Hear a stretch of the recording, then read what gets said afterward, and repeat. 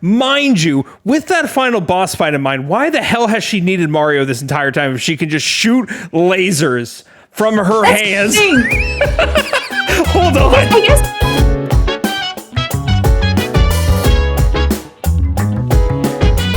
Hello. Oh. No technical difficulties. Everything's working as intended.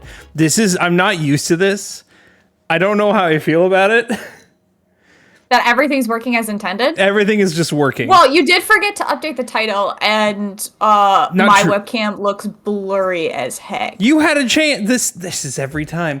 And two. No, I'm not saying it's something that be corrected right now. I'm saying, does this not look blurry as heck to you? It looks fine on my end. You're insane. Probably.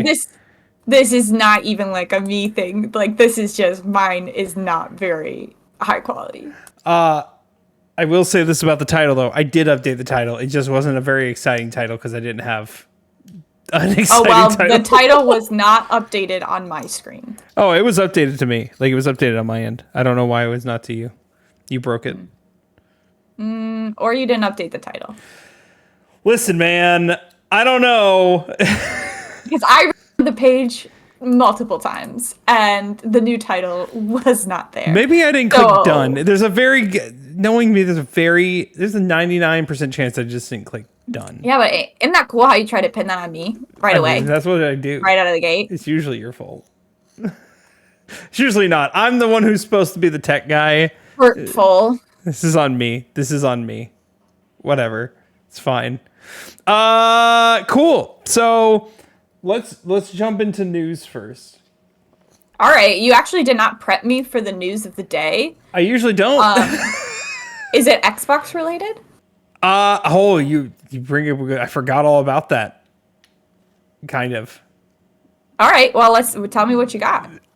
First and foremost, there's more information on that MIG Switch flashcard I told you about. The thing where people are able to rip their Switch games and put it on this cart and then take it in and out just to change whatever game's on there. Someone released a video on the game dumper where you can put your own game in there and how it just removes the games.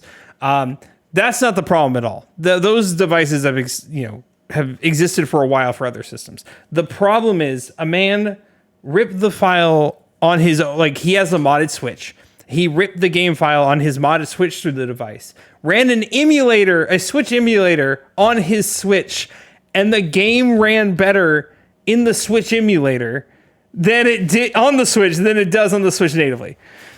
So here's the thing, and I think we'll talk about this with today's game as well. The Switch is not a high performance console. No. It's just not. And now that it's gotten 7 years into its lifespan, that is becoming more apparent than ever when its own first party games are I still remember day one Tears of the Kingdom. It was having a really hard time running Tears of the Kingdom. And they had do some patches for it. And its own system can't handle its anymore. Yeah. Well, I think the most wild part of it, though, is the fact that he was running the emulator on a modded Switch itself. He didn't change the parts or anything. So this was something definitely software related. I don't know what's causing the games to run worse in a regular Switch versus an emulator on the Switch, but I digress. It is an interesting situation, but I do think it speaks to the quality of the Switch. I'm slightly afraid for Switch 2 or whatever they call it. It's not gonna be Switch 2. I don't even think they're gonna call it a Switch U. If they go the Switch U naming route, that's the stupidest thing to do. U would be really stupid. It should be Switch Pro or I don't know, something like that. I mean, it's how everyone called Tears of the Kingdom Breath of the Wild 2 until we got an official name. They'll call it whatever, but yeah. It's gonna be the thing is it's gonna be the successor to the Switch.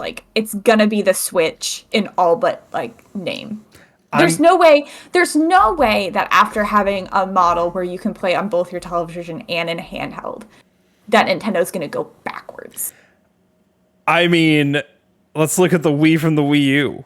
They kind of went backwards there. Okay, but that's not in terms of what I'm talking. The Switch you still had to plug it into your TV, where the Wii U, or sorry, the Wii U had to plug it into your TV. The Wii U then had the tablet, which was like the first step to getting the Switch. It was. So it was still a linear progression toward like being able to play the way you want to play and take it on the go. And now that the Switch has truly cemented itself as like airplane and travel entertainment, like, oh, this is what I'm gonna play on the airplane when I'm traveling, like, there's no way they go back to being like, you have to plug this into a television. And even further from that, like, if they continue the hybrid model, they no longer have to go back to doing them separately. Because remember, before it was the 3DS and the Wii U, or the DS and the Wii, or the Game Boy and the N64, whatever it was. They don't have to do that anymore. Yeah. They can just do one system and focus on one. And all the sales will go to that one system. Yeah. I mean, and Nintendo is the only company that makes a profit off selling consoles. The rest take a loss. So I digress. Yeah. Next bit of news. I just had it. Oh, yeah. There were 3 games released this past weekend, and we all know what they are. One of them we're talking about today. The other 2, Dragon's Dogma. Which did really terribly. It is getting review bombed to hell. The game itself, from what I understand, people playing it who like can look past what I'm about to bring up say it's actually really good.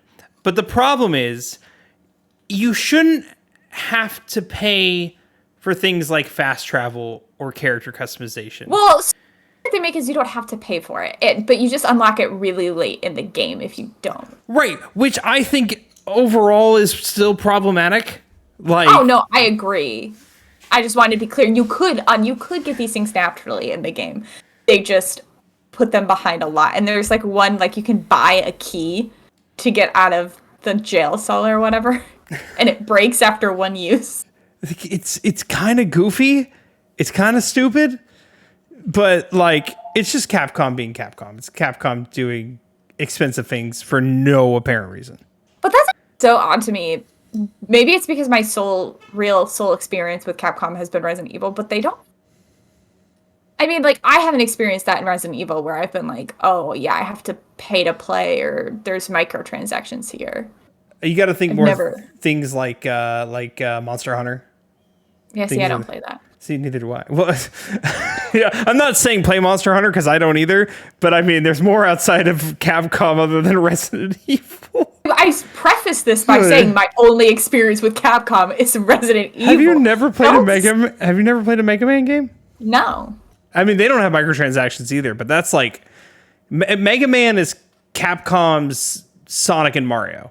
I know, he's in Resident Evil. They put Mega Man in Resident Evil? In the Resident Evil 3, they sure did. I kind of love that. Hell yeah. They have him like he's a little in the toy store, and like the toy store is themed after him. It's like how Sucker Punch put Sly Cooper in Sucker Punch put Sly Cooper in Ghost of Tsushima.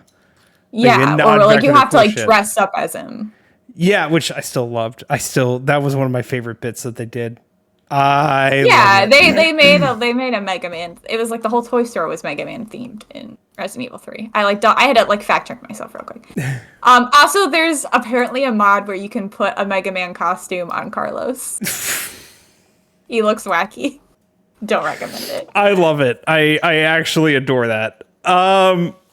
Last bit of news. I don't know if our Xbox, because you said something about Xbox, and I don't know if our things line up because I honestly forgot about it. I mean, Xbox is still prefacing the fact that they're going to focus on software over hardware. And there's going to be a big push in Game Pass and things moving over to different platforms. They're releasing a new controller. I know that, like a new controller. Oh, I didn't know that. Yeah, and it's not like the Elite Pro controller. It's going to be, I forgot the name of it, but it's kind of a different style. Maybe it won't have batteries anymore. The fact that Xbox controllers still use batteries is baffling. Baffling. Yeah. The PS3 had a rechargeable battery for the controllers. They're not environmentally friendly. No. You can buy it separate, but I shouldn't have to buy a rechargeable battery separate. Yeah, no. I agree. Screw that. Also, there's the biggest part of the news is that they are releasing a new Xbox Series X, but it's all digital.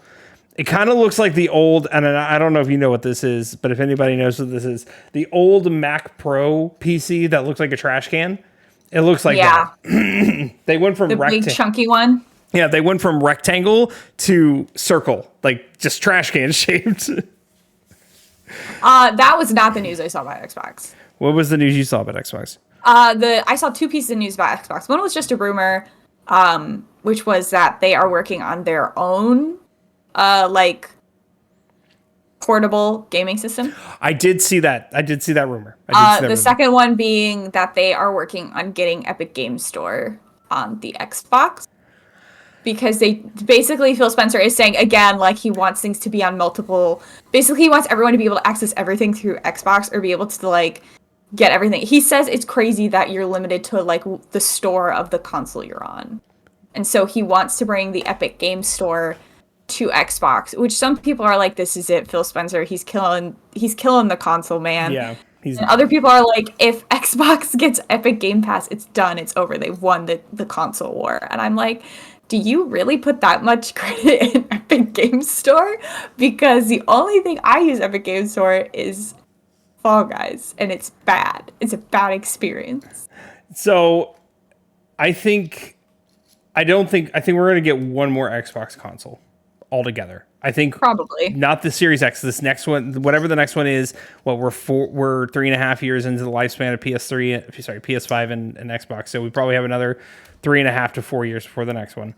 I think we're going to get one more console from Xbox. It's going to be all digital. I'm calling it. It's going to be all digital for Xbox at least. And probably. After that, they're going to be done with consoles and they're going to start throwing things on, like, okay, their Game Pass is now on Sony's service, if Sony lets them. Game Pass is now on Nintendo. Game Pass is now on your Roku TV. Game Pass is now on your Samsung refrigerator for whatever reason, you know? The days where people were, like, tweeting from their Samsung refrigerators. I still think people do that. It's kind of cringe. That's crazy. That's really crazy to me. That's just why. Why do you need... Dude, did you know there are smart laundry machines? Like washers and dryers? What's smart about them? Like, what do they do? I think from what I understand, they, like, tell you, oh, your stuff is done or it's almost done or whatever. But, like, I can just go check. Just play the music. Yeah. Just play the cute music. Emily's heard my washer and dryer chime music go off, and it's a bop. It is a bop. You can't deny it. It is. Do, do, do, do, do, do, do. Okay, I've seen some people on TikTok do, like, dances to the washer and dryer song. It's impressive. It's impressive. I love it. Okay, so this is going to be our first review in a while that we both played the game. I think I'm excited. The last couple, it's either I played it or Emily played it. It was mostly been you. The last one we did that was the two of us combined was Super Mario RPG. Yeah, shit. It's been a while. We don't play the same games, or you play them faster than I do. I wouldn't say we don't, because we do have a lot of overlap. But I do you're better about, like, you played Persona 3 the entirety of that, like, 100+ hour game in the span of, like, a reasonable amount of time to do a review on it. I did it in 3 weeks, I think. Yeah, I simply cannot. Actually, I forgot, and I was going to tell you this, and I forgot. I need to make an addendum to my Final Fantasy VII Rebirth score. Okay, I already forgot what it was. Oh, it was a 7. It was a 9.2. It was a 9.2. Okay. And Persona 3 Reloaded was a 9.3. Now, they introduced more mini games since that review. Like, not like through DLC or anything. Like, there's just things I hadn't seen. There's a lot more, and then when you do them, they add, oh, here's harder difficulty. It's a lot, and it brings up the question of how much is too much. So I have to bump the score down to a 9.1. However, that ending, my God. Because they're taking this in a whole different direction than I was expecting. Nomura's being Nomura, is all I will say. And because of that ending and where the series is going, I have to bump it up to a 9.2. So I hate you. I hate that you reopened this conversation to bump it down a point, like a tenth of a point, and then knock it back up a tenth of a point. It's still, I actually might bump it up to a 9.3 because that ending was, oh my God, I'm so excited. I will say though, like it was I think I finished at 90, 91, 92 hours, and that's not with. I finished Persona 3 Reload's Platinum in 90 hours. I finished this game's one playthrough. Like, in the last month, you have played 2, 100-hour games. 2 months. 2 months. Persona 3 Reload came out beginning of February. Okay. All right. 2 months. Hold on. I'm not that crazy. I just had to make that, adjustment. I had to make that adjustment. And however long. Oh, shit, news. Stellar Blade demo will be out Friday. The one that got leaked and it was supposed to be out. It'll be out Friday. So I'll be playing that. Wacky anime game. Sure. The fan service game. Yeah, that one. Stellar Booty, as me and Kinger like to call it. That's accurate. That seems accurate. That's your last bit of news. I'm letting Emily take it. Emily, go ahead. Take it away. I'm so ready to talk about it. So today our hot topic is Princess Peach's Showtime, which, for those of you who are unfamiliar, is Princess Peach's first mainline game. Nope. No? There was a DS game.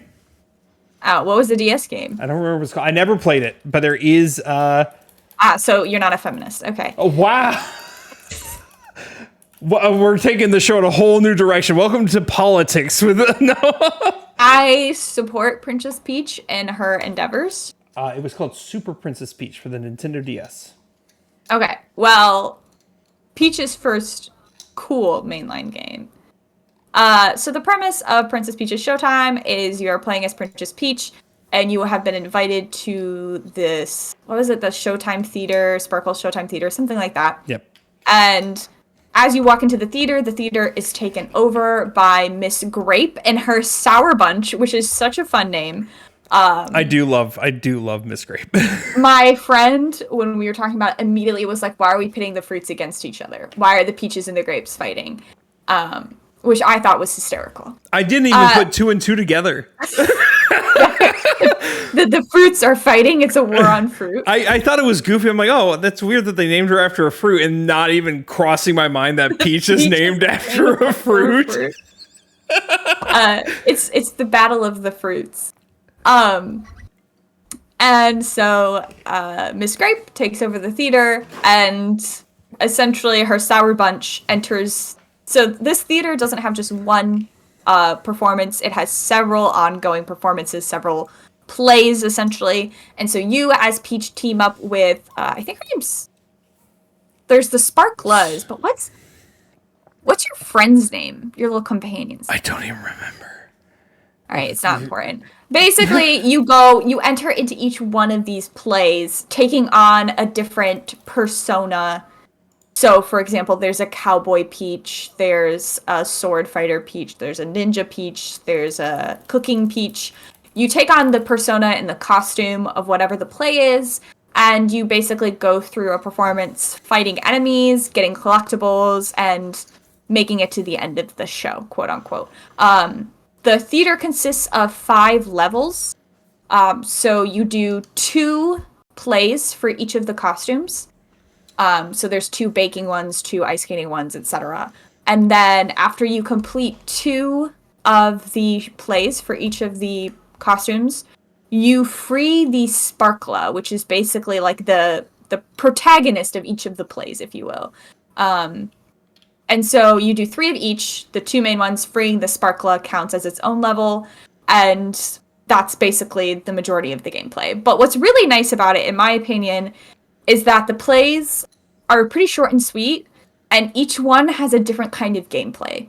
And so it keeps it interesting. It keeps it, you're not doing, if, baking's not your thing, you can go to the ice skating one, or you can go to the sword fighter one, or whatever. So it mixes it up, and it keeps it interesting.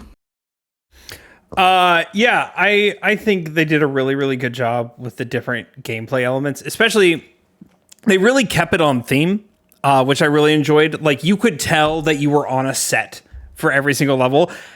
Loved it. It made me think of Paper Mario, how like everything felt like you were in a paper world with Origami King. Mm-hmm. Like, where you could see, like, there's one where you're doing a horse chase. You could see the horses on like strings. Yep. Like, connected to the stage. And I just thought they did a really good job with really fleshing out that element of it, that you are in a play. This is not the first time they've done Nintendo's done the play thing. Play theme. Super Mario Bros. 3 and Paper Mario Thousand Year Door are both also play themes, especially Thousand Year Door is heavily play themed. Your door, when you're doing the combat, you're in a theater, but I would not necessarily say it's fleshed out and like incorporated it into the game the way this one is. No. Super Mario Bros. 3 does. Thousand Year Door does in the combat only. You make a very valid point. Yes. So overall thoughts, I guess. I guess I'll go first because I already know I like this game more than Blake did. Yeah. We kind of touched on that a little beforehand, and I caught the vibes when we were texting about it too. But I think there's like a quote somewhere that says something about like books find their perfect readers at the perfect time. And that's how I felt about Peach's Showtime, where it's like it found me at the perfect time. Yeah, I've been having a lot of fatigue with open world 100+ hour games. And that's been really hard, especially just like with how busy life is sometimes. Like, I still haven't played more than a few hours of Persona 3. And I think it's just sometimes starting a game that is going to be like a 60 to 100 hour experience can feel so overwhelming and daunting. But this one, I knew going in that it was only going to be like a 7 to like 15 hour experience based on if I 100%ed it or not. And so that was really refreshing for me to go in on that. And like I said, the gameplay is always mixing it up. You go from the Sword Fighter Peach to doing the baking stuff, which was really like fun and cutesy, and then to wrangling and riding horses as Cowboy Peach, and then doing figure skating and dancing with Figure Skater Peach. And so it was always keeping it fresh and interesting. If I didn't like a certain costume or play style, you could just move on to the next one. The plays themselves were fairly short. So you could get through them pretty quickly, but then you could go through them again to get collectibles and things like that. And also, and you know me, the economy of this game was so simple. Okay, so that was a pro for me. I feel like maybe that might be a negative for Blake. That was a pro for me. There were 2 buttons in this game. 2 buttons. Jump and whatever your special was for that play. I played Mario. I played 2D Mario. That's 2 to 3 buttons too. I wasn't sure, but like it's a very.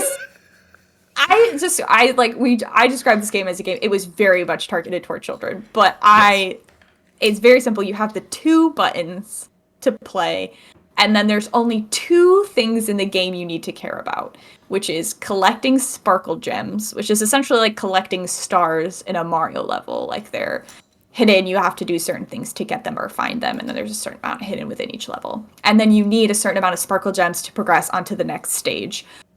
And the second thing is coins. And the coins can only be spent on one thing in the entire game, and that is new dresses for Peach. And also ribbons. You can find ribbons for your little sparkla buddy. And you can also find in each level a tailor who is always in danger of some sorts. And if you save him in that level, he will give you a special outfit or ribbon. And so the economy of this game and the collectible was 1000% centered around getting cute outfits for Peach, and I was loving it. So yeah, overall thoughts, I had such a great time. If I'm gonna point out a couple things about the game that I thought it could improve upon, number 1, and this is, I think, the most obvious one, it didn't personally affect my experience with the game, but I feel like we would be remiss for not calling it out, which is what Blake alluded to earlier when he was talking about news, which is that it doesn't perform very well. The only time that I experienced a lag in performance was when like loading screens were happening. You could clearly see it stuttering. Thankfully, I never experienced that in any gameplay. So it didn't really affect me, but it was very obvious that it was chug-a-luggin' every time it tried to load something. You probably got that too, right? Yeah. Wait, did you play in handheld or on your TV? I played it handheld.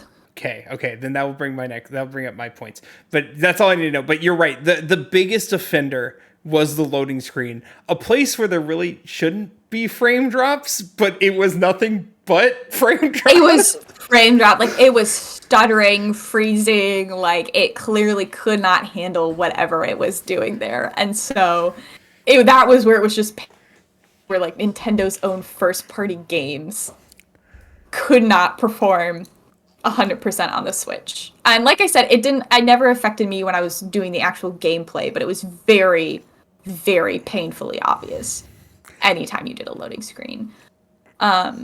The other downfall, I would say, and again, this one didn't really affect me much, but I saw a lot of other people complaining about it, and I guess there were a couple times where I was like, this is a little annoying. When you replay chapters, you can't skip, like, dialogue or cutscenes or anything like that. And I saw a lot of people complain about that. That one personally didn't bother me because you could, even with all the dialogue in the levels, you could get through a level in under 5 minutes. So it's not like they were these huge, gigantic levels that you were forced to go through again and again. They were, like, pretty short. You could speed through them pretty quickly. I think my only gripe was specifically for Detective Peach. You know? Detective Peach was slow. Actually, that was my least favorite one because of how slow it was. I liked the concept for it, and in a different game I would have liked it, but every other level was so fast-paced that the detective ones really, like, made the game slow down. Yeah. To snail's pace, essentially. Is that what else you got? The only other real gripe I had, I didn't care for some of the boss fights.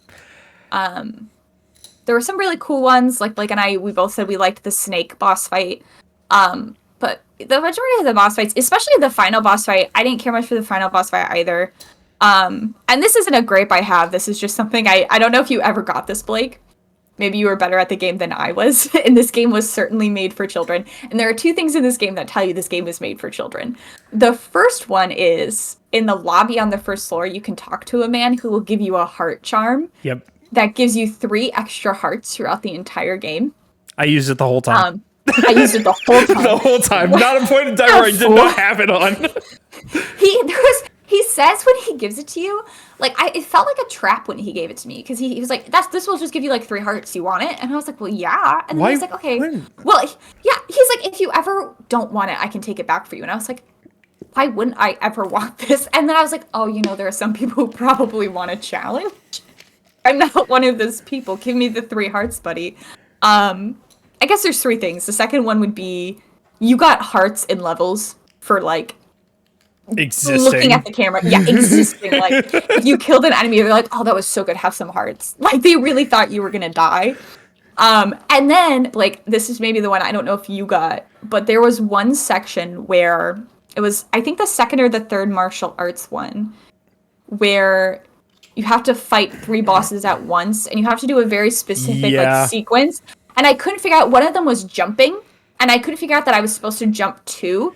And so I kept dying, and it found out that if you died like twice in a row, the game will be like, do you want us to just beat the play for you? Like, you can be done, girly. Like, it seems like you're struggling a little, so we'll just call it a win. Like, we'll just take you to the end. You don't have to fight this man anymore. We won't take any of your coins for doing it. We'll just send you right to the end of the level.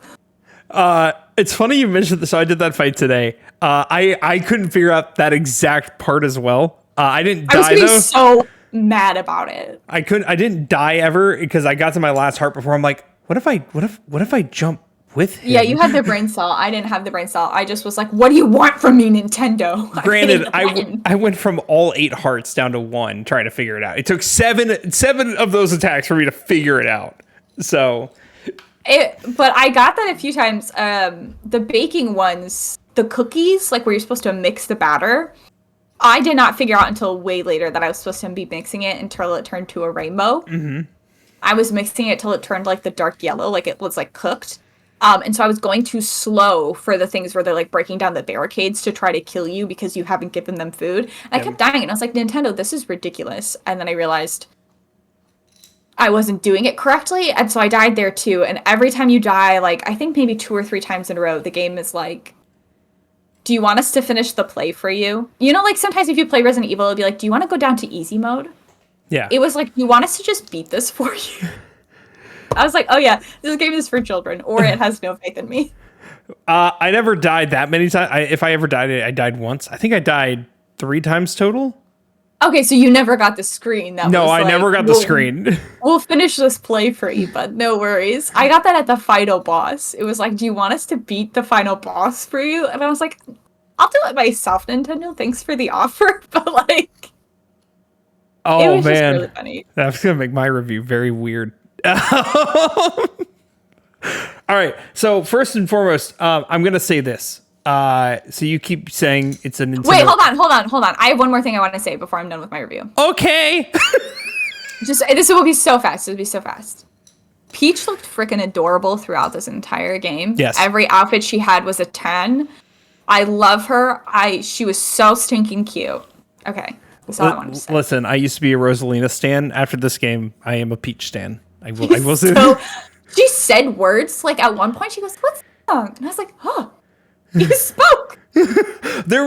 I watched a video of a dad playing with his daughter, and his daughter, like, she gets into a level, and Peach goes, "Peach time," and the daughter goes, "She said peach time," and I'm like, so stinking cute. Okay, all right, now it's my turn. So first and foremost, you kept saying first party, and I didn't learn this till today because I was confused at first. This is not a first party Nintendo game. It's technically made by the people who made that other game, right? Damn, what's the name of the game? They made a lot of games. They made WarioWare. No, not WarioWare. It's a second party Nintendo game. It's second party because Nintendo hired them to do it. I think it's considered second party then. It's third party if it's just someone random who doesn't have a connection to the company for the release. It's second party if the company. Nope, it's second. Yeah, it's second. It has to be second. This is gonna bother. Sorry, hold on. Okay. I mean, you can keep talking, but like I was specifically like they had a game. The same company made a game that was very similar. That just like didn't do very well. Hold on. We're looking at this because now I'm trying to find it. Good Feels the developer. Yeah, but they had a specific game that everyone was talking about. Okay, Kirby's Epic Yarn, which is excellent. Yoshi's Crafted Worlds. No, I did not know those were the same people. Poochie and Yoshi's Woolly World. Mario and Luigi. They did Mario and Luigi Dream Team. Oh, they did the battles. That's what they did. They did the Street Pass Me Plaza on the 3DS. Oh my god. They did Wii Play. This is going to drive No, none of these games are the one I'm talking about. I haven't even seen these games. You've seen some of these games. No, I mean, I haven't seen people talk about these games. I've only seen people talking about one game, and it was a game I had never heard of. I don't know. Is it Orogaki Katsuguki Mamedo no Bekaru Oracle Site? That might be it. I don't know what this is. It could not have released in the West. Sorry, in the East. No, it's the West. We're the West. We are the West. We are in fact the West. Okay, this is a Switch game. It's Japan only. Interesting. Oh, this looks kind of sick. Yeah, that's the one game that they were like, it's made by this one. Don't sleep on it. It was so good. Like, they made that game. And I've heard a lot of comparisons being drawn between this game and the last one they made. Yeah, which is only available in Japan, which sucks. Okay, anywho, yeah, this is a second-party developer game. And the reason, when I found that out, kind of everything clicked into place of the issues I had. We all know the Switch is done. The Switch is not done, but it's very much at the end of its life. We were supposed to have the successor this year. It got pushed back to 2025, which is fine, whatever. But Nintendo is no longer focused on the Switch. I mean, we've had that conversation too. Like, what would they even release with the Switch 2 if they released it now? Right. And I think they have stuff to release, but because the system itself is not ready, they had to focus solely focus on filler titles. Paper Mario 1,000 Year Door remake, not hard to do because it's already done. Disgusting that you would call this a filler title. Okay, hold on. Let me continue. Okay. Because here's the thing, Nintendo doesn't pass off things that they think are going to explode to second party. They want their hand in the whole thing. Miyamoto himself would have worked on this. They handed it off because this is like, we need something for the time right now, just to, get some extra revenue. Tide people over. Right, exactly. And this is not the first time. You could have given me Wind Waker for that purpose. I would have accepted it, and I would have paid. They can't even give me a game that's already developed, but they chose not to. It's crazy. So, but when I saw that, all the frame rate issues kind of made more sense because the quality control was not there like it normally would be. Granted, because it's second party, Nintendo oversaw the project. Even though they didn't develop it, they still should have called something out. But I don't think... Well, I said they had the same problem with Tears of the Kingdom, too. So Tears of the Kingdom was a... Think of it this way. Tears of the Kingdom was a much bigger scale. There was a lot more going on at once in Tears of the Kingdom. I just mean though the like frame issues on their own games running on their own software is not new. I mean, okay, yes, agreed, but you can back up. If we back up and we look at Breath of the Wild, right? Breath of the Wild itself is the best example. Breath of the Wild is a much more graphically intensive game that does not have frame drops like Tears of the Kingdom has, or like that's what I mean. It's like the Switch has reached its end of life, and now games are getting so, I don't know what it is, but like the Switch can't handle them anymore. So that's the only problem with that argument is, and if this was a game for multiple consoles, we'd be on the same page. I'd agree with you 100%. But because this is a game specifically for the Switch and only the Switch and nothing else, you have to optimize it for the thing you're making it for, right? Completely agree. Yeah. I think this showcased how weak the Switch is and how the games just, they won't make them work on the Switch because they know the Switch either A, isn't powerful enough to do so, or like they just think it's fine, they can get away with it. I think they think it's fine, they can get away with it. It's the same with Pokemon Company. Pokemon Company's last two releases, just buggy messes. And it's not like it's on multiple consoles. They know they can get away with it for the cheapest amount of money to make the most amount of money. So yeah, the frame rate drops made a whole lot more sense when I saw that. And this is why I asked, did you play docked or handheld? Because when I was having all my frame rate drops when I was playing in levels, I was playing docked. As soon as I moved to handheld, most of them were gone other than the loading screen. I had a couple dips here and there, but docked, I had all my issues, which is odd. That usually doesn't happen. Yeah, so like I played with my friend last night actually, and we played docked at her house, and we had the issues on the loading screen, like we were laughing at how terrible it was. Yeah. We didn't have any issues in the actual gameplay portions. It was just the loading screens. Ooh, excuse me. I know I'm not the only... it's bad either way. Yeah. I know I'm not the only person having the issues, because, I mean, as soon as I saw it, I'm like, is this just me? Is this my capture card? Is this my Switch? Whatever. No, there's a lot of people having the issues just like me. It's a rough... Yeah. Especially... It's not as good as it should be. The people who said they weren't having it were calling out the loading... Everyone's having the loading screen problems.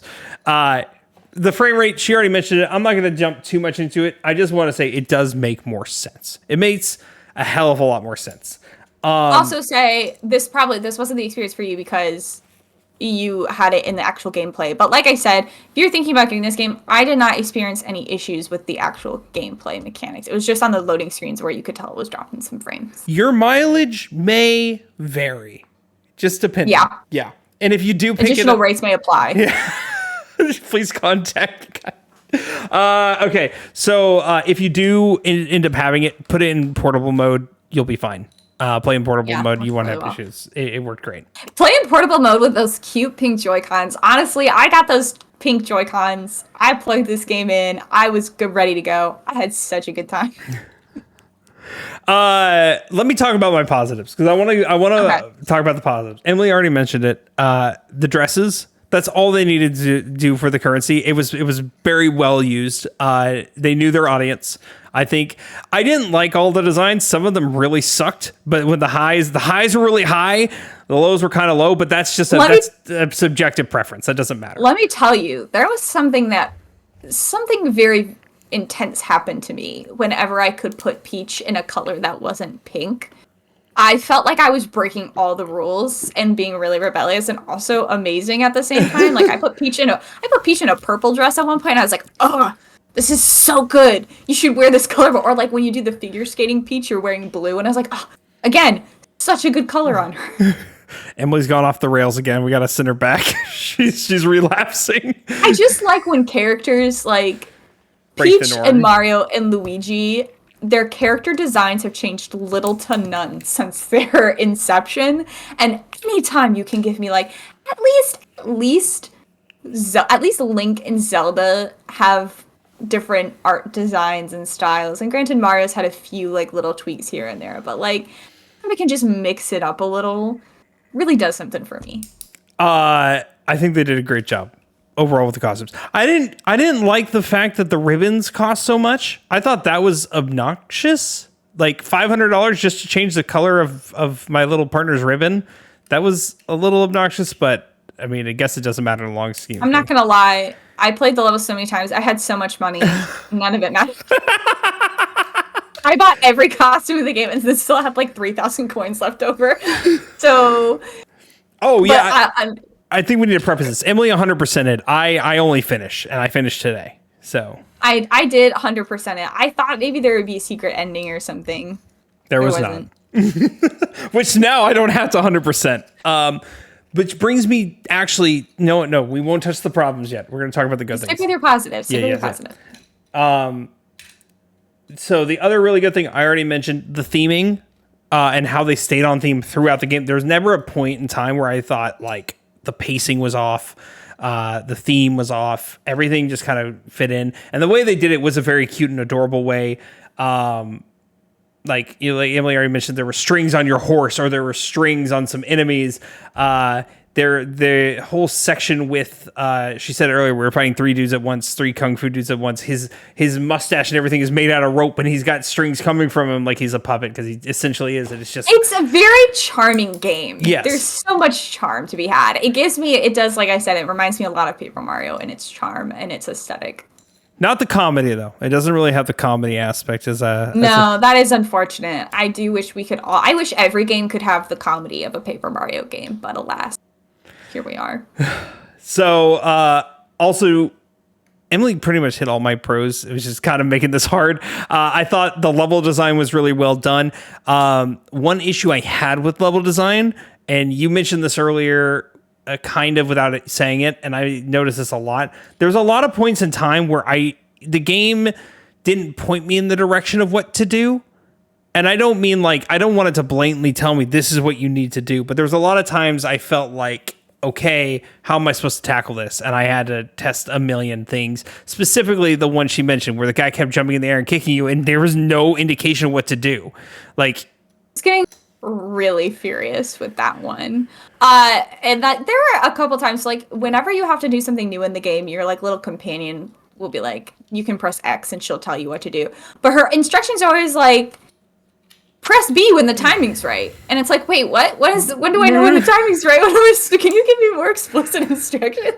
The instructions weren't there, especially the Cheshire Cat boss fight. No, I won't even say him. The lion boss fight took me way too long to figure out, like, the lion one, it kept launching projectiles at you and you had to knock it in the right direction to reflect to him.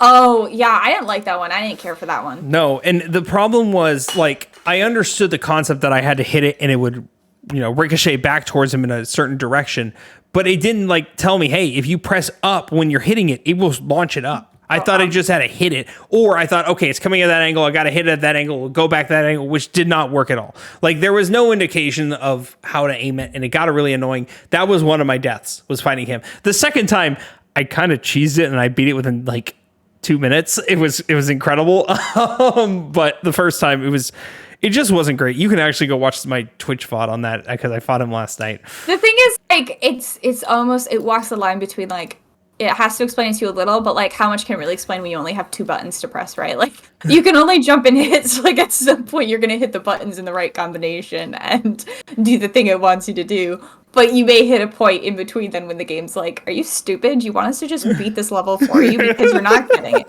You're like, no, I can do it. Leave me alone. The other thing I really liked is how much it, like, pushed exploration.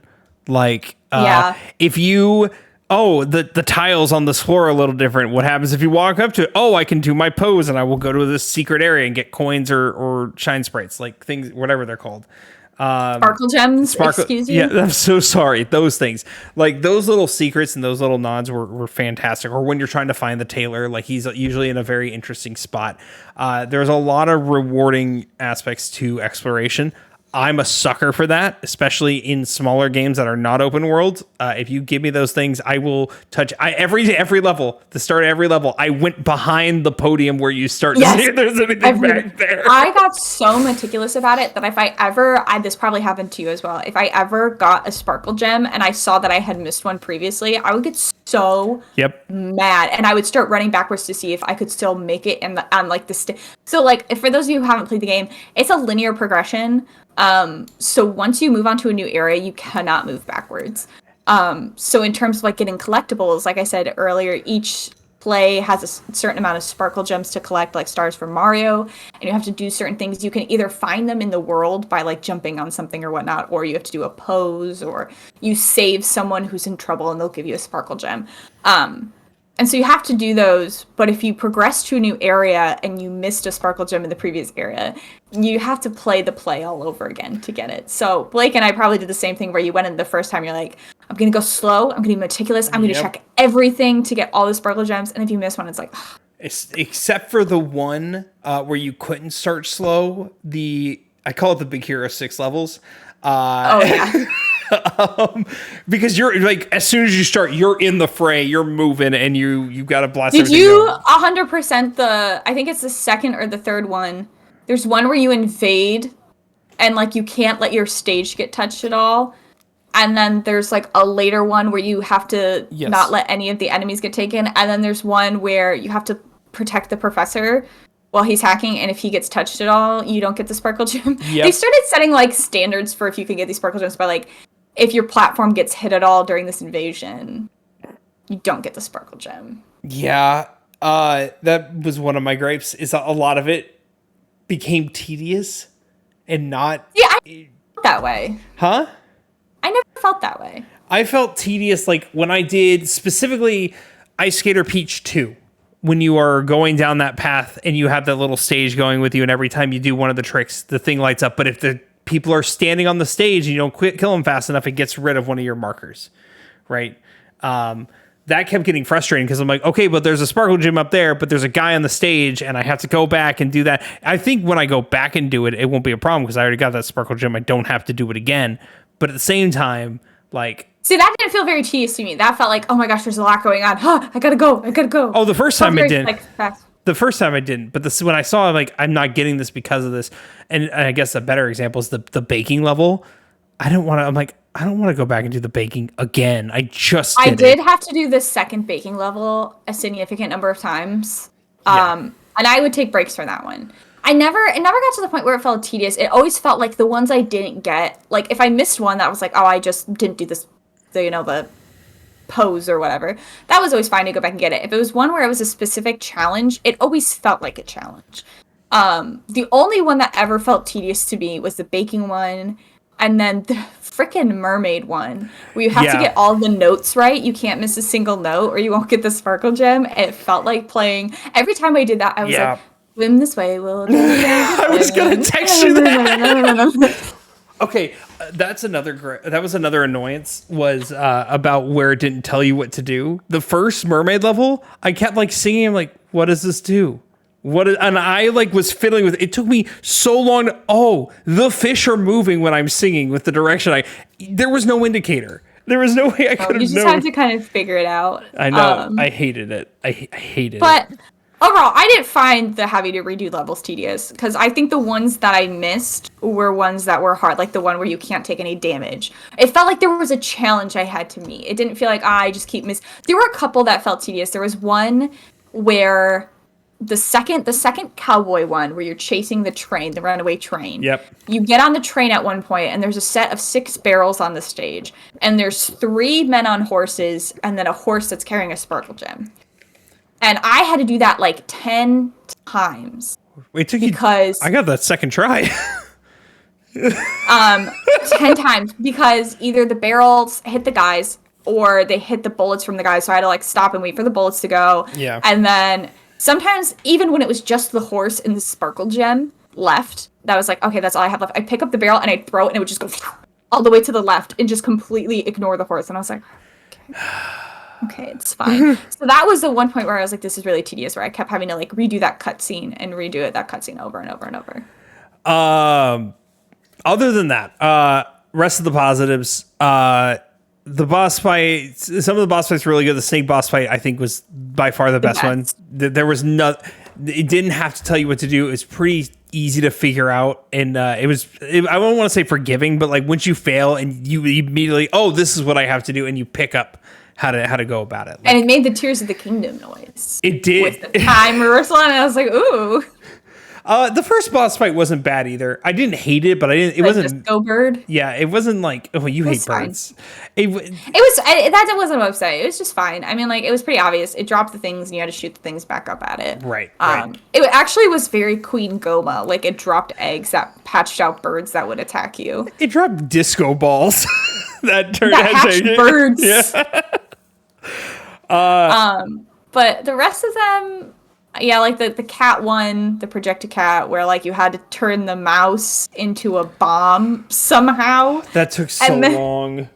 Like scooch it to the middle, and then the cat is just I didn't care for most of the like big boss fights. No, other than the snake one. The snake one was good. Now let's go into my actual cons. We already talked about tedium. We talked about my frame rates, but frame rates are frame rates, and there's really nothing else to say there. I think my biggest problem was the game was short, and I generally don't have a problem with that. I'm fine with the game only being. It took me about 8 to 10 hours to finish all the way through. Okay. It didn't take me long. I'll say it took me about 16 hours to 100% it. So if you're going 100% the game, it's probably a couple hours. Right. So it won't take you long to do. My problem is that if you're going to be that short and you're going to use a second party, this should not have been a $60 game.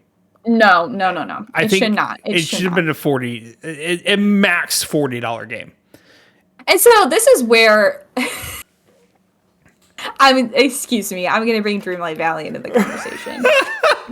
This is where I get so frustrated with people who criticize Dreamlight Valley and call it like a greedy company. Like Dreamlight Valley, for those of you who are not aware, it costs $30 on release. $30. That's it. And up to now, you've only ever had to spend $30 on that game if you wanted. And there's hundreds and hundreds of hours of content and free updates coming every 2 months. And there's an optional DLC you can buy for $30. And people every day scream at them and call them a greedy company. Nintendo releases a $60 game that is under 10 hours. Not a word from anyone. They're like, yes, this is fine. And this is where I get so livid.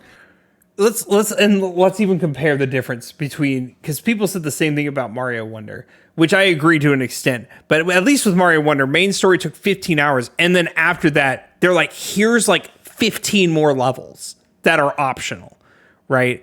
Well, to be fair, there is an after gameplay for Peach's Showtime as well. It's just not additional levels. It's not new levels. No, it's like Boss Rush stuff. Right.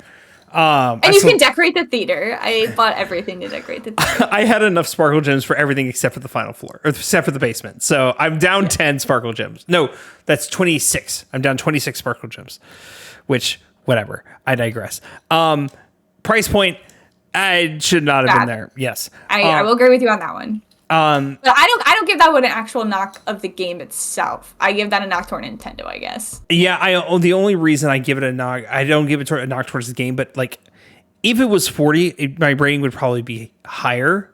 But factoring that portion, it just made it a little bit harder of a pill to swallow. Even like I look at what was it, Assassin's Creed Mirage? That was like a $50 game. They knocked it down to $50, and that was a 40-hour experience for me to platinum it. So I mean, like. I don't always like the idea of counting value in terms of how many hours a game is. Not time. It's hard not to, right? Yeah. Because you're pouring so much of your money into a game to be like, okay, well, you only gave me this many hours of entertainment. Because quite honestly, I don't think there's anything wrong with the length Peach's Showtime is. I actually think it's the perfect length. I think if it had been much longer, I might have like started to fade off from it a bit. I think it's the perfect length, but yeah, like Blake said, I think for the price point, it's too expensive. It's just hard to justify. Yeah, and I think often that comes around to a knock of like, okay, I think game companies take that to be, okay, well, we have to start making longer games instead of we have to make the games a little cheaper. And like, I feel like that's so frustrating because not every game needs to be 100+ hour open world epic, right? This 15-hour game suited me just fine. I just wish it had been $60. Which brings me to my last point. I just had it. Okay, this brings me to my last point. I played short games that have made lasting impacts on me. Like Stray. Stray was only about an 8-hour experience the first time. Lasting impact. There are short games that can really like be super memorable. As much as I enjoyed Princess Peach Showtime, I can't call it something that's going to be memorable. I guarantee you in the next couple years, I'm going to forget.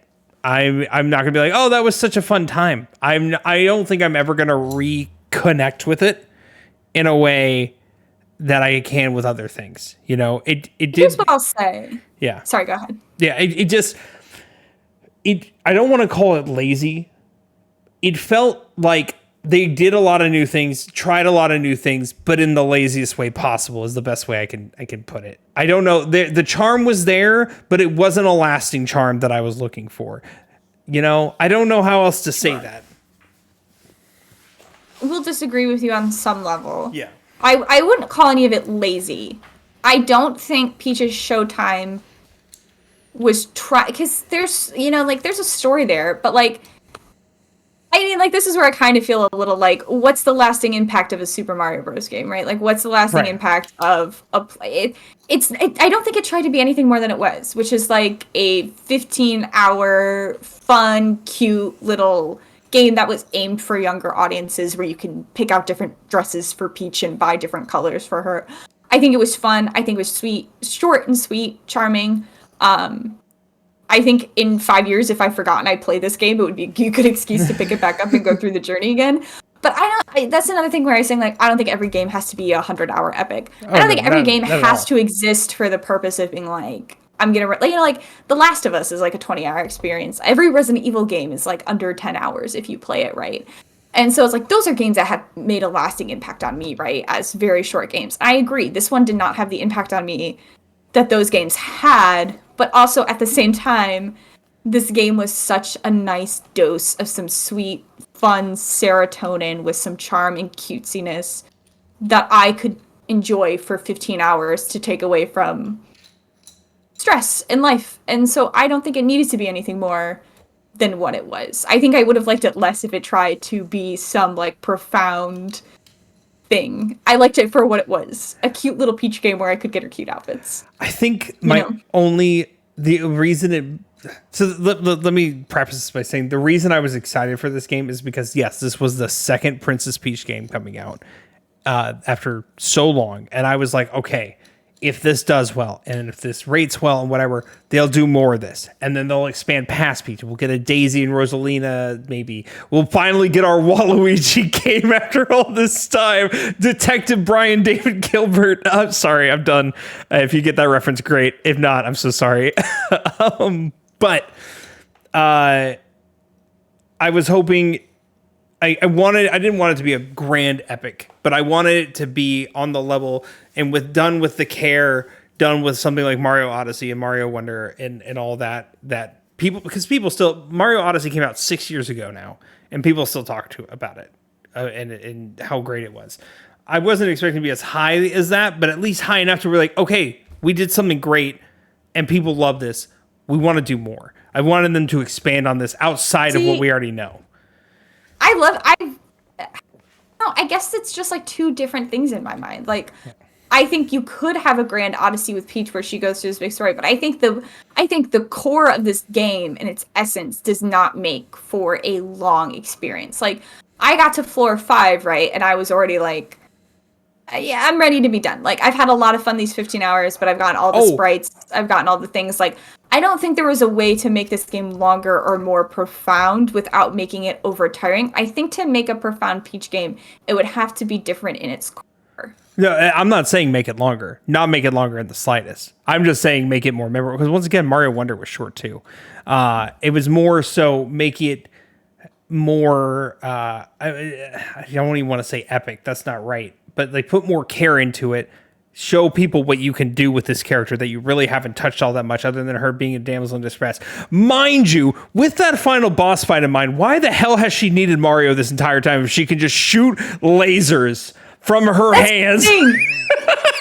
Hold on. I guess I'm just struggling. Like, I'm struggling to see your point because, I mean, like, I see what your point is, but I'm struggling to agree with it where you're saying like like show what they can do. I think they did show, like, Peach was a lot of fun. She did all this by herself. I saw somebody on Twitter complaining the other day that the game had no essence of Luigi, Mario, or Bowser in it. Well, that's and I was like, no.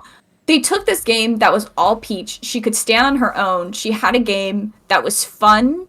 I think it was a great game. I loved this game. I don't think it had to be anything more than right. Like, I think what its success was, it gave Peach her own game. She had her own allies. She had her own new characters.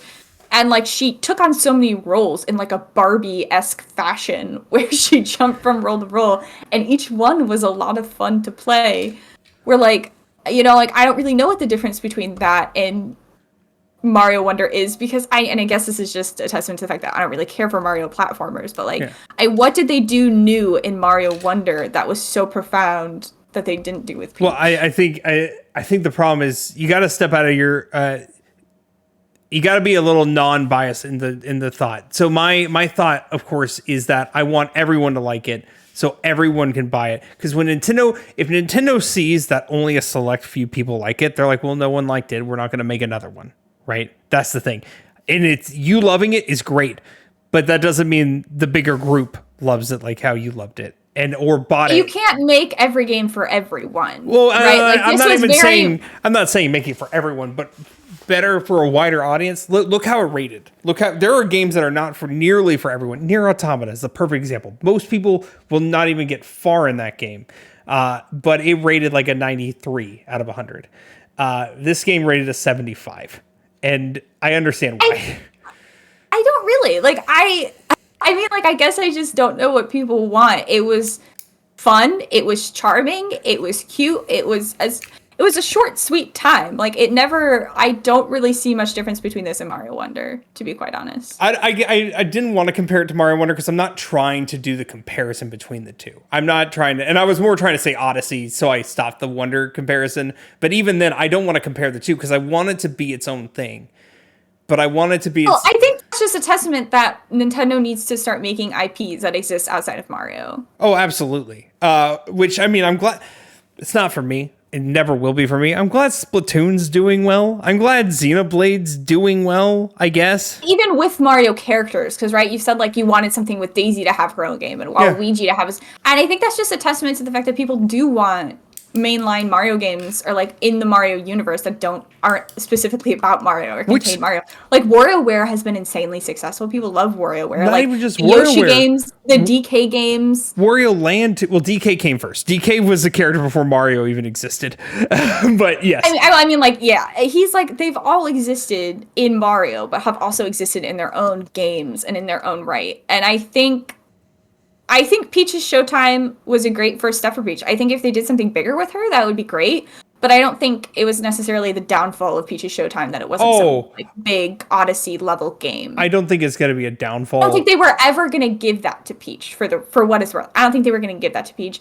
And I think this was aimed toward younger audiences. And I think that's what it was. I also think there is a select amount of people... I did see a lot of people were like, oh, Mario's not it, I'm not going to play. So I do think there's a certain element to that as well. Or like people were told, it's easy, it's simple. Okay, well, people don't want to play easy. It's like, it's kind of the opposite comparison where people are like, well, no, the point of Elden Ring is it's supposed to be hard, right? Like there's no easy mode on that game because it's supposed to be difficult. So either play it like that, whereas like, Princess Peach is like, okay, well, it's an easy game. Like if you want something challenging, go play Elden Ring. Elden Ring's like, if you want something easy, go play Peach's Showtime. Like, I think every game has its audience, and if the takeaway is that Nintendo's not going to keep making games like this because I don't know. I think that's just disappointing. I would like to keep seeing them make games like this. I would too. I just know Nintendo, and I know they're going to see lower sales, and they're going to try to skirt past it. On that note, I mean, to be fair, they didn't do a lot. I mean, like, there's a lot more. You're right. There's a lot more they could have done that they just chose not to do, and they could keep making. I don't know. They could re-release Wind Waker on the Switch. They could release. You want money? I will personally fund the next Peaches Showtime with the amount of money I would give you for Wind Waker on the Switch. So the podcast is not done because now we're going. I pulled up a tier list. Yeah. All right. We are going to rate all of Peach's Showtime outfits. Yes, I've been looking forward to this one a lot. Okay, so I have two options for this. Two ways we can go about this. One, this list is already bad because it doesn't have her final form. It's okay. It's an S tier. We all know it. Yeah, it was perfect. Actually, it's an A tier because it is a little like Rosalina-esque. It's kind of Elsa-esque. It is a little Elsa Rosalina-esque. Yeah. And it's like, we could have given Peach a cooler final form that wasn't so reminiscent of two very iconic characters already. Okay, I see about two ways about going about this. Way number one is we both discuss the costumes and rank them together and like kind of average them out. Or two, we rank them separately and have two different tier lists. That one might take longer. Okay, are we ranking them by power or by design? All of the above. Overall ranking. That's really hard. I think we should do... Okay, why don't we just start doing this together? Because I feel like let's do it aesthetically first. Okay. And we'll do it together. And then we'll do it based on power. Or let's do it based on power first, because I feel like we're going to have very similar opinions on, like, the power. Okay. Let's do power first. Well, okay, we're going to start... I want to... Yeah, we'll start with the first one. Big Hero 6 Peach. Big Hero 6 Peach. It was a A or a B. I would keep her in B because there were some points where it got too frustrating. The controls were a little funky. The one where you're flying in the air and you have to hit the enemies, but like you get in front of the enemies, and then when you shoot forward, you can't shoot backwards. You couldn't. You can't. It was kind of annoying. So yeah, I think Ice Skater Peach better go in S tier right now. Right now. Batty. Yeah, no. I would put her in high A, but I will concede to S. There were some S. It's gotta be S tier. I loved the ice skating mechanic. There were some points where it got frustrating, but that's just probably me, and that's why I'm conceding to S. All right, fair enough. I just loved it, so that was my favorite one. Mermaid Peach. B. You're going B. I'm actually going C. That's I'll concede to C. I didn't like her. Yeah, she wasn't that exciting. It was a cool concept at first, and then it got old. I'm kind of sick of mermaids' things being that they sing. Yeah. I know it's not an OG concept to The Little Mermaid because sirens have existed in mythology for pretty much all of time. But like I'm kind of tired of mermaids singing. Bro, I just want to see a mermaid on a skateboard underwater. That'd be sick. Dude, you want to make a bunch of money him?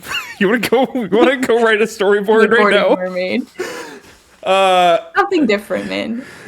Persona 5. I think she's an A. I need to make this abundantly clear. Emily texted me like the Persona costume. I hadn't gotten to it yet. I'm like, what could that be? Am I summoning a demon behind me or something? What could that be? And then as soon as I got to the thief, I'm like, grappling hook, thief. Well, not only they like literally call them the sour thieves or something like that. And there's like the posters that look exactly like the Phantom Thieves posters painted all over, and they're like, oh, the sour thieves. And I'm like, yeah, all right, I see you in your Persona music. That was great. The first level for Persona Peach was rough, but I did like the second and third levels a lot. I enjoyed it.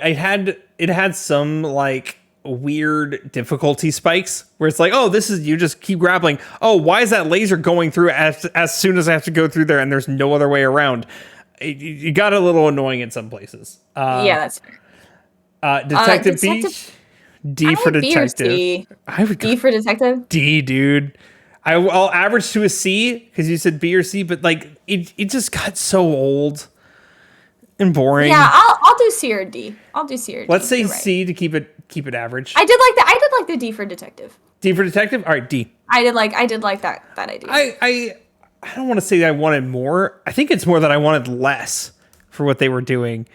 I liked. Okay, so here's what I'll say. I think if they had a full game that was like it, I think I'd really enjoy it. It was just too fast paced of a game to have really slow segments like this one. Yeah.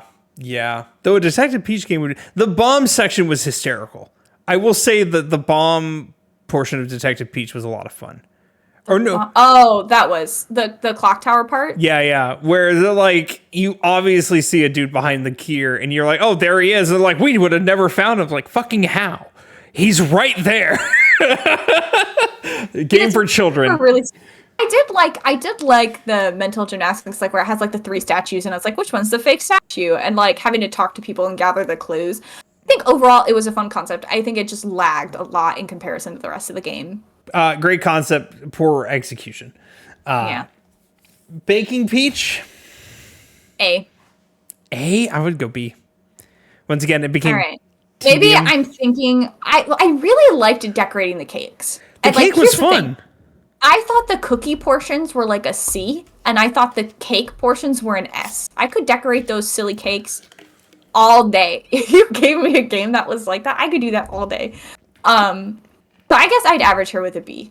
I would put her an A or B. I would put her at B only because the cookie just got boring. I'm also biased because she does a little like dance. I'm factoring an aesthetic into this, and I shouldn't. She does that little dance. It's just so stinking cute. But like I said, power-wise, it's a B. Power-wise, it's a B. I wanted to do all the above with these rankings, but you're like, no, let's do power first. No, they're so different. They're so different. Okay. Kung Fu Peach. I think an A or an S. I would go A. All right. Because the only reason I say A instead of S is because there were some weird points where you're like hitting enemies are like, are they dead? They're just kind of floating there, and then they'd poof. Like, I loved it. I love jumping on the poles and like whipping around in a circle. There was some points where that didn't register. It kept like I hit the pole and she's like, no, and not do anything. Oh, that's weird. Ninja Peach, S tier. Really? I liked martial arts. I would say A tier, but I'm willing for S. I liked martial arts better than ninja.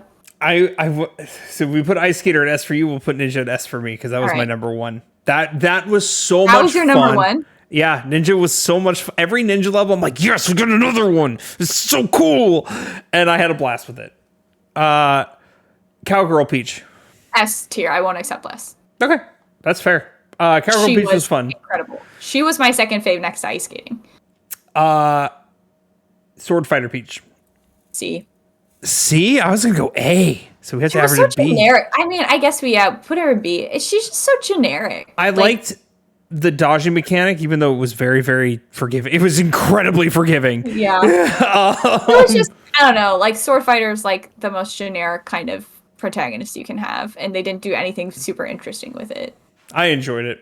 I wasn't gonna put it at S, but no. Ninja Peach, by far my favorite. This is our powers. This is a ranking for the powers. Okay, so we know powers. Let's reset. Or I'm actually gonna save and download. If you're interested, go look in my Discord, and I'll send it to Emily so she can put it in hers if she wants to. This is our ranking of the Peach's Showtime powers. Okay. If we had the final form on here, I'd put it in a B. I would put it in an A. It felt too similar to the Big Hero 6 power. Except for you could only go up and down. You weren't side scrolling. You were only facing forward and going up and down, left and right. Yeah. But I mean just like shooting like blue light out of your hand essentially. Lasers. Aesthetic. It's gonna be so much harder. Okay. I would put Big Hero 6 one in an A at least. I will say B, but I'll give you A. She's so stinking cute. We're gonna have this problem because I just think she's so stinking cute and everything. But I love the Big Hero 6 one. I think it's fun. We both agree on this one already. Ice Skater Peach is S for aesthetic. Obviously. She's a baddie. She's a baddie. Mermaid Peach. C. I was gonna go D, so I'll say C. I'll concede it's C. It's kind of boring. She's just a mermaid. She's just a mermaid. She looks like every other mermaid. Persona 5 Peach. B. I was gonna say A. That's A's fine. We can do A. No, I'll go B. Give her A. I'll give her B. I'll go B. Detective Peach. C. B or C. I'm going B. That one's like, shocking. She looks like a detective. She looks like a detective. She's just a very generic-looking detective, right? If you like, what does a detective look like? They have a trench coat and a magnifying glass and a little thing on their head. She, like, granted, she rocks it because she's Peach. She's freaking adorable, but like, it's just a detective. Baking Peach. S tier. Only because of like see her little braids. Do you see she does this like little dancing motion whenever she stands still? Is that what is that? Swedish or no? I think it's Dutch. She's definitely like Alps. There's an she's Alps European. Influence there. She's white. It's either like Swiss, it's Swiss, Dutch, German, somewhere in there. It's the little dance, like if you're just. She's right. She's as you're just standing there. It's like a little Alpine dance. Kung Fu Peach. B, C. Gotta go C. B. I'm gonna go C. Yeah, she's fine. Ninja Peach. A or probably A. A. Agreed. Cowgirl Peach. Oh no, I froze. Yeah, you're here. Oh, okay. Cowgirl Peach. I personally put her in S tier. No way. I was gonna say C. Because if you asked me what a cowgirl looks like, I would say this.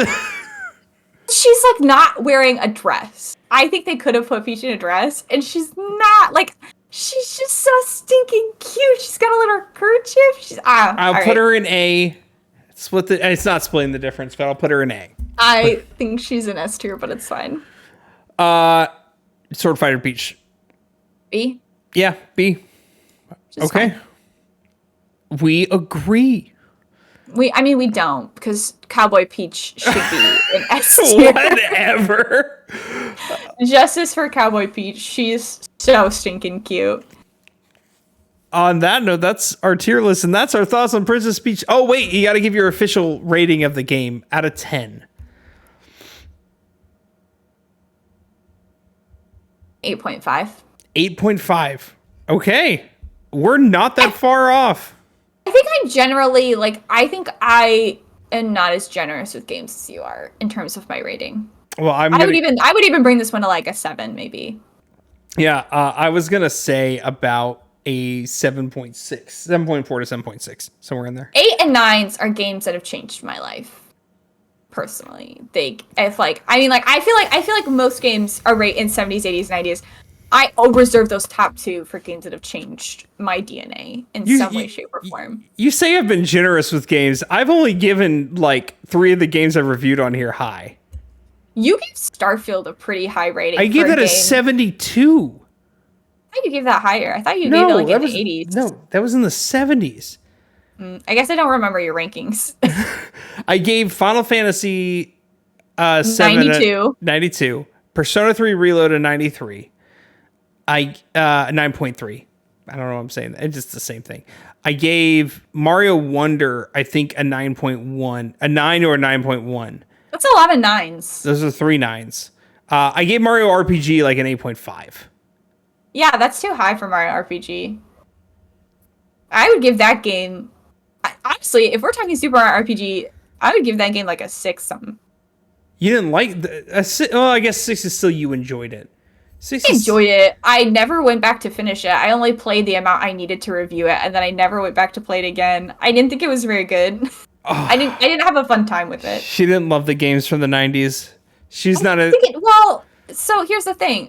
I like games from the 90s. I think this one showed its age in a way that wasn't nice for it. Like, if it had kept the charm and, like, updated... And for a remake, it still felt like a really old game. I think we agreed on that.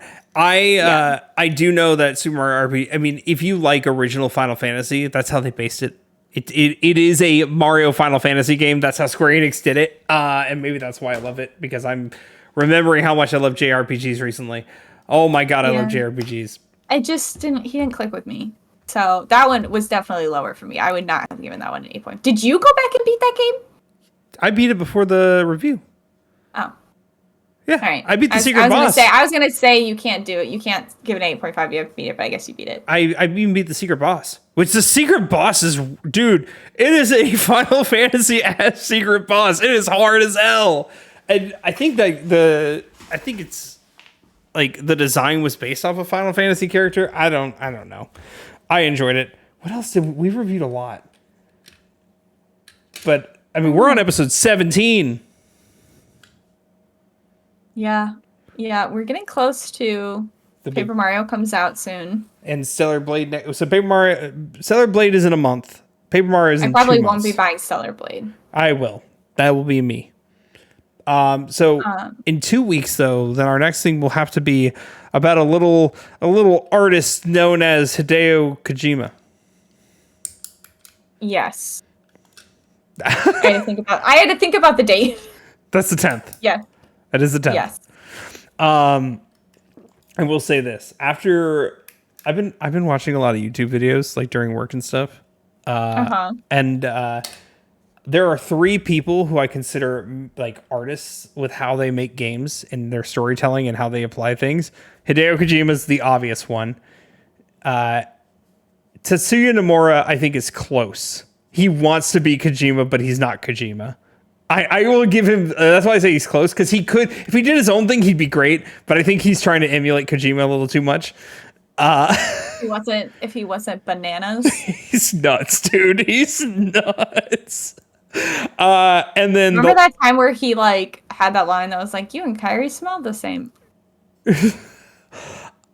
And then the last one is Yoko Taro, which you might not know. He did all the Nier games, and he wrote all the Drakengard games, just the prequels to the Nier games.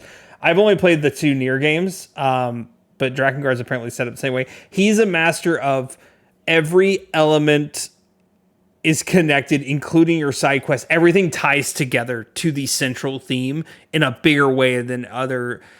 If I look at Final Fantasy, most of those side quests don't even matter to the central theme. It's just go defeat these enemies or go play this card game. When it comes to Yoko Taro games, like Nier Automata, where robots want to be humans, it's, hey, this robot lost their quote unquote kid, and they're like developing feeling. It's this whole idea of, you know, what is life and everything. It all ties in. He's a master. You're missing a very, very important artist in this scenario. Who? Someone whose games have also emulated similar themes about what is humanity, what defines human versus machine, can machine love.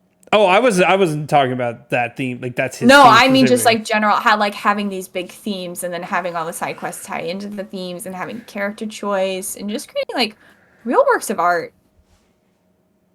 Who? I'm gonna let you guess. Can I get a hint? He's made 1, 2, 3, 4 games? 5? 4? You've played them all. Most of them. I've played them all? Somebody in chat got it. Oh, no, that man is cuckoo bananas. I am, of course, speaking of David Cage. No, that man is banana. That man thinks he's an artist. That man David Cage is an artist that I won't hear a word against. You cannot tell me that he thinks he's the most brilliant man on the planet. Oh, you know, I knew he thought that when I opened up Indigo Prophecy and he put himself in the game as the tutorial. I have played almost all of okay, to be fair, I never finished Heavy Rain and I never finished Beyond Two Souls. That's bananas to me. Beyond Two Souls was my favorite game he's ever done. I wanted to finish Beyond Two Souls. I didn't. I don't remember why I didn't. I think I switched to Bioshock Infinite. Beyond Two Souls, especially because it has like 4 different endings. Well, you get to the end and it's like you get a choice. It's like, who do you want to date now? And then you can just press it. It's like triangles this person, circles this person, squares this person, X's this person. It's like, who do you want to date? And it's like, date this person, and then you get an end based on whoever you picked. It's not like very well woven into the game, but I love Beyond Two Souls. Oh, David Cage. He's an artist, an artiste.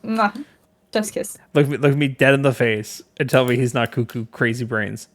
Well, we did just say Nomura was also crazy bananas. At least, okay. And I also would say Kojima is crazy bananas. That man made a game where you make poop bombs and you pee on everything. Like, you can't tell me. Have you ever heard of like the crazy art? Like, all artists are crazy. All artists are little bananas. That's why they're artists.